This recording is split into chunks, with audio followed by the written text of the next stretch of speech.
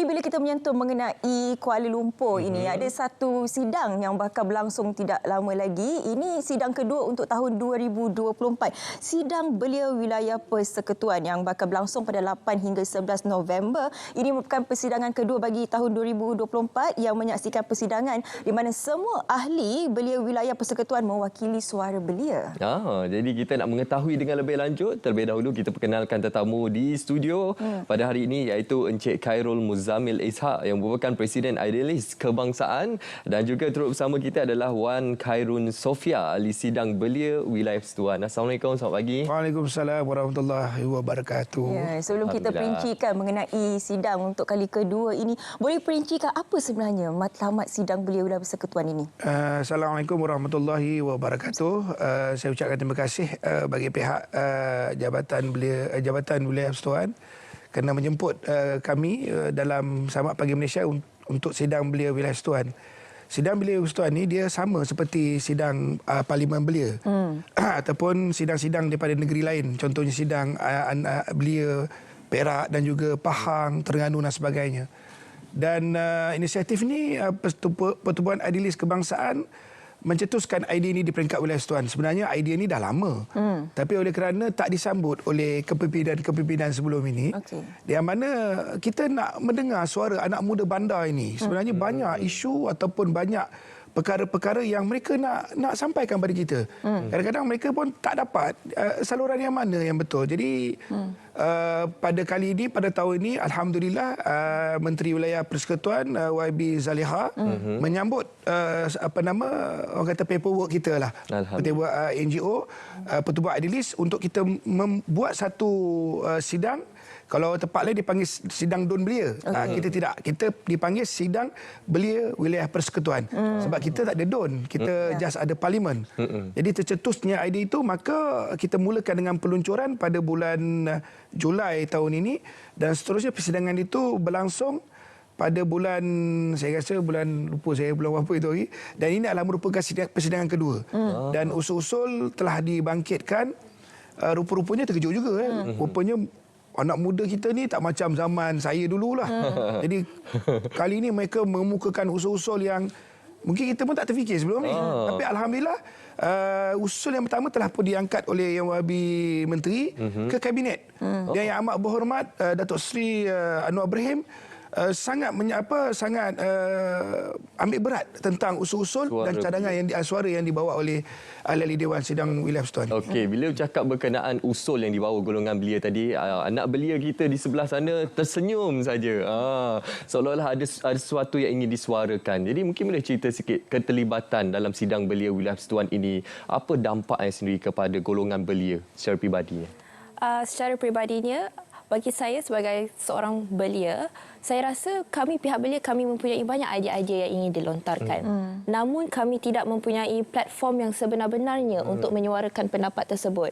Jadi dengan adanya sidang belia ini, kita dapat lihat bahawa anak muda dapat berdiskusi dengan secara lebih sihat, positif dan di dalam sebuah ruang yang terbuka di mana setiap pendapat diambil kira. Ada yang berdebat, ada yang bersetuju dan ada yang tidak bersetuju.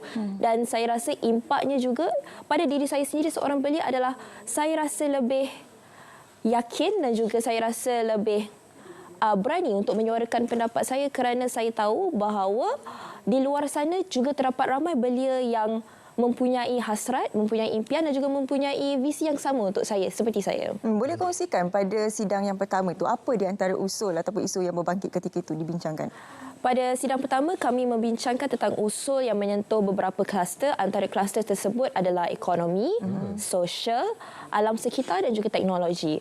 Dan antara beberapa usul yang dibincangkan, contohnya daripada aspek ekonomi, kami berbincang tentang meningkatkan tingkat gaji minima. Manakala daripada usul sosial, kami membincangkan tentang antara isu yang dibincangkan adalah berkenaan dengan pembinaan rumah kos sara rendah. Bagaimana kita mampu mewujudkan kos sara rumah rendah yang lebih selamat daripada aspek sosial. Manakala daripada teknologi, membincangkan tentang pelan untuk menghadapi banjir. Bagaimana kita dapat menggunakan teknologi untuk menghadapi banjir, dan daripada kluster yang terakhir yang kami bincangkan adalah alam sekitar. Dan bagi saya alam sekitar adalah satu kluster yang sangat menarik kerana kami dapat lihat bahawa ramai sebenarnya anak muda yang sangat-sangat berminat untuk berbincang lebih lanjut berkenaan alam sekitar. Antaranya adalah dengan bagaimana kita dapat meningkatkan lagi kesedaran dan juga nilai alam sekitar itu di dalam anak muda. Oh, cukup menarik usul-usul yang dibawa. Sebagai contoh tadi menyatakan suara anak belia berkenaan untuk meningkatkan taraf gaji minimum tersebut telah pun dinyatakan oleh Yang Amat Berhormat Perdana Menteri dalam pembentangan belanjawan 2025. Baik Tuan, kalau kita lihat sidang belia Wilayah Persekutuan kali ini untuk sidang kedua ini, ia akan dianjurkan selama 3 hari, 8 sehingga 11. Jadi apa antara intipati sepanjang 3 hari tersebut? Apa antara tumpuan utama? Tumpuan utama kita ialah kita akan memberi anugerah kepada ahli sidang belia. Selepas daripada program yang pertama tu, kita telah pun memberi ruang kepada ahli sidang belia ini untuk melaksanakan program di kawasan mereka. Di Labuan, pasal Wilayah Persekutuan ini dia tidak Wilayah Persekutuan, Labuan dan Putrajaya. Jadi rupa-rupanya kita ingat tak dapat sambutan lah, ialah budak belia kan. Tapi rupa-rupanya inisiatif yang kita cadangkan pada mereka, rupanya mereka buat program atas kapasiti dia sebagai sidang sidang belia Wilayah Persekutuan ni. Dia buat program futsal, dia buat program alam, dia buat program convention anak muda. Jadi kita mendapat proposal sebanyak 15 penyertaan. Wow. Dan di akhirnya nanti kita akan ada jamuan makan malam, dinner yang dirasmikan oleh Berhormat Menteri Wilayah, dan kita memberi pingat khas yang pertama kali yang tak ada dalam sidang mana-mana, termasuk sidang peringkat Parlimen belia sekalipun. Maknanya itu satu inisiatif kepada mereka supaya mereka bertanggungjawab kepada masyarakat belia itu sendiri. Yang saya dapat lihat contohnya di Labuan, satu program tu dia buat di Tatau ke apa? Di kawasan kampung bersama dengan Jabatan Belia, tapi dianjurkan oleh ahli sidang itu sendiri. Jadi ini adalah satu benda yang kita nak tonjolkan kepada khususnya kepada negara. Yang bahawa peranan belia ni memang tidak boleh diketepikan untuk dalam arus pembangunan negara ke arah yang lebih baik. Saya berminat nak tahu bagaimana sebenarnya ahli-ahli sidang ini dipilih. Adakah dari segi bagaimana sistemnya? Undian juga ke? Mereka kita akan adakan satu, kita memang ada laman web. Mereka boleh minta, boleh masuk, hantar resume dan sebagainya, dan mereka akan diinterview. Di peringkat kementerian. Interview ni di kalangan ketua pengarah daripada setiausaha sulit dan juga setiausaha politik. Mereka yang akan interview. Bukannya mereka datang, daftar, terus terpilih. Tidak, dia ada proses dia.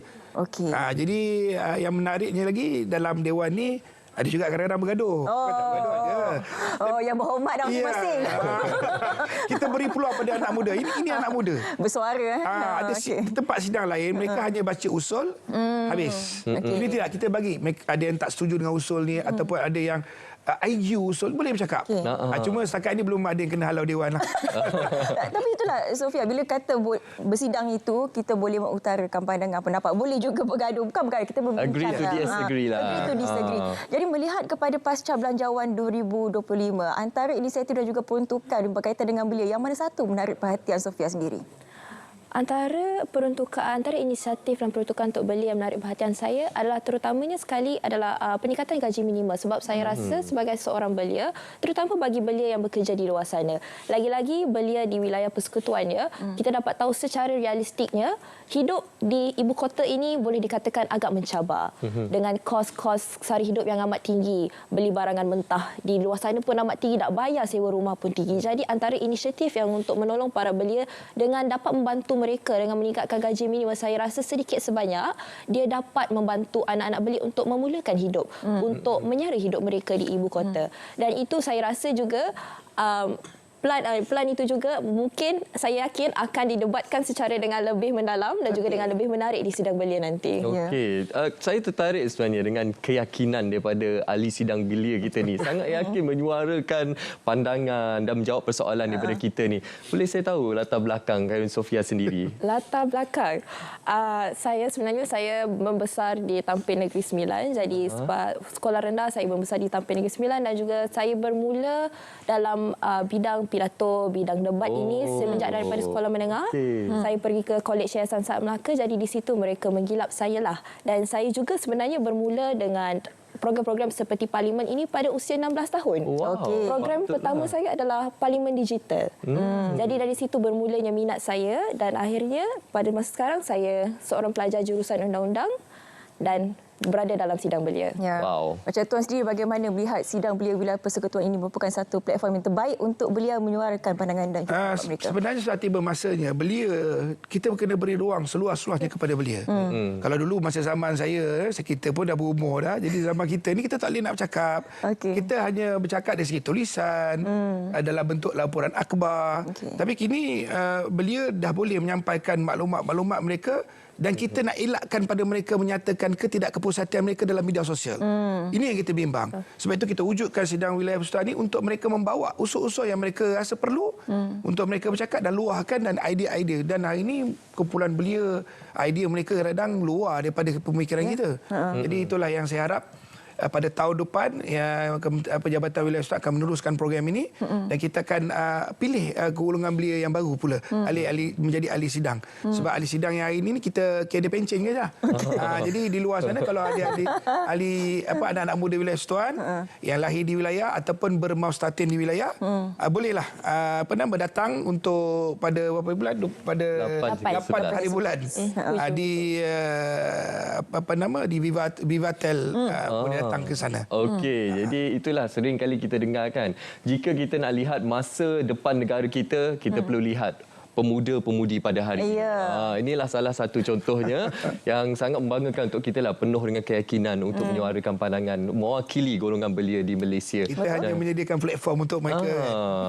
Saya ada pergi ke laman web ataupun laman sawang sidang belia persekutuan, tapi saya tengok pendaftaran dah ditutup. Itulah saya Untuk sekali lawan tutup. sebab tu saya tanya terus terang tadi macam mana dipilih kan. Tapi nampaknya kalau masuk kita lulus sajalah. betul kan? Okey, ada kan live ni kan?